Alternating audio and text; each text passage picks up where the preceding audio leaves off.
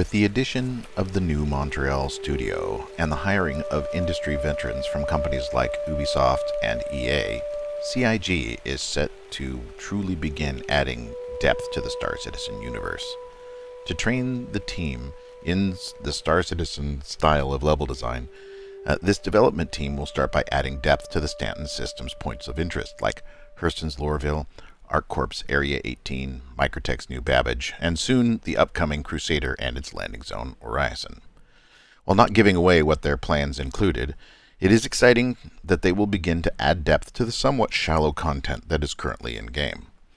And while it's understandable that the content is shallow because it wasn't created for the sake of content, but instead it was created in the tool building process, it's still exciting to see these tools being used by level designers to add more content to the game.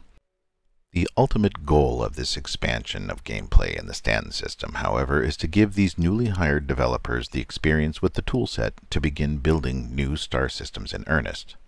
To this end, it is my belief that they will add at least 10 to 15 new systems in 2022, with Pyro and Nyx coming in at the beginning of the first quarter.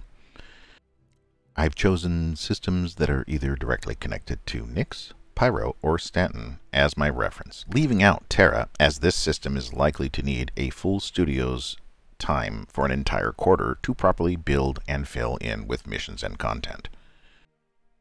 The first group of systems I believe they can bring in fairly quickly include Castra, Hadrian, and Kiel. Castra has 2 planets, of which one is an old military stronghold left over from the Cold War with the Xi'an. Cascom is a terrestrial rocky world that was used by the military as a forward base and training facility, but was decommissioned after the fall of the Messers. It was opened up thereafter to civilian settlement. Since there are only 2 planets in this system, and the civilian settlement is not extensive, it would make sense for this system to be included among the first. Castra also has a jump point connection to both the Nyx and Pyro systems, making it ideal to add as one of the first systems after Nyx and Pyro.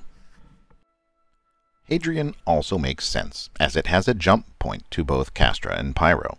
Hadrian makes a good addition, as the only human presence in the system is the Hadrian Flotilla, which is a cluster of former military stations that have been turned into a massive bazaar.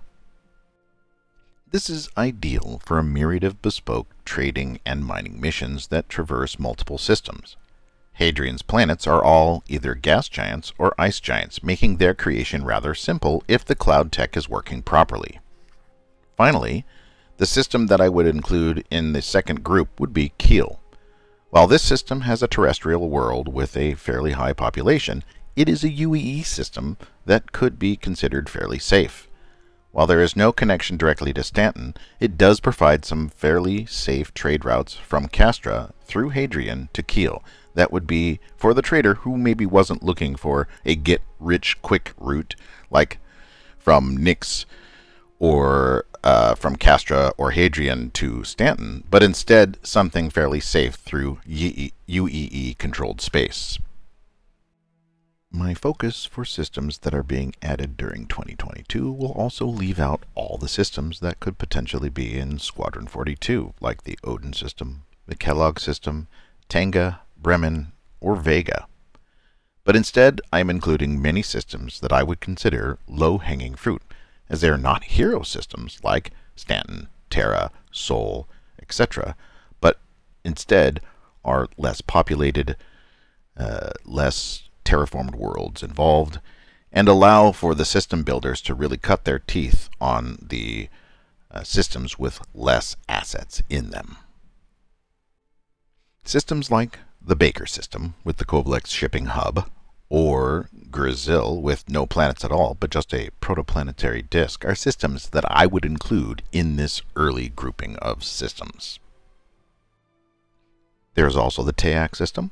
It's a relatively small system with the Ark space station, which is the repository of all data and information publicly known of the UEE.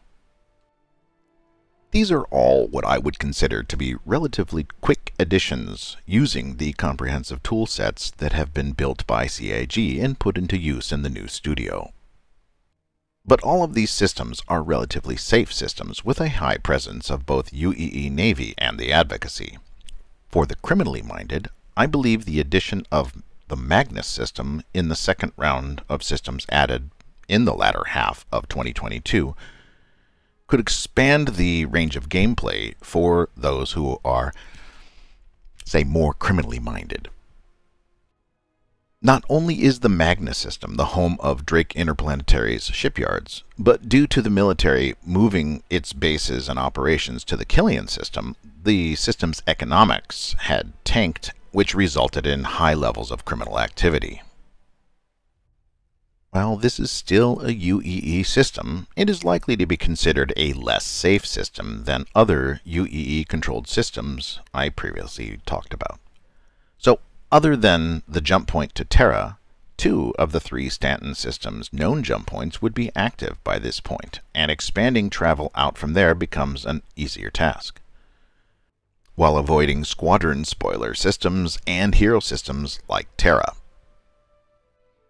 Now, on a final note, I believe that they really could bring Terra in the final quarter of 2022. As I had stated before, I believe that building the Terra system, which is a hero system in the Star Citizen universe, would take an entire studio and an entire quarter just to build the system out.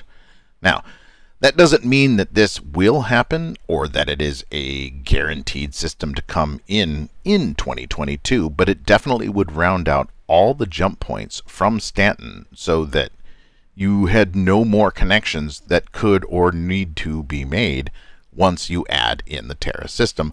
Plus, the Terra system does connect to many of the earlier systems that we talked about in the low-hanging fruit portion of this video. So this would round off the total number of systems built in 2022 to around 10. And there could be systems out there that maybe are easier than I assume that they are, or maybe even some of the systems that I've talked about that are not as easy as I think that they might be.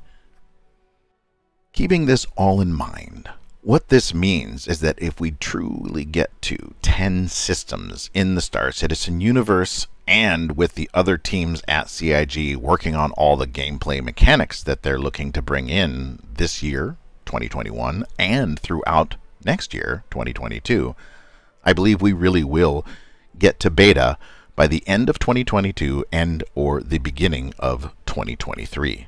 But all of this is just a prediction by me. This is just me making wild guesses based on information that I have gleaned from listening to everything that they talk about, watching the developments as they build, and really reading as much as I can about the progress that they're making on all of these tools. And of course, this all really does depend on a lot of the back-end tool sets and server mechanics that need to be developed to make all of this gameplay that I just talked about actually possible. So I'd like to thank you for listening through this entire spiel of mine, and I hope that you will be out there in the verse. Shazbot, Nanu Nanu.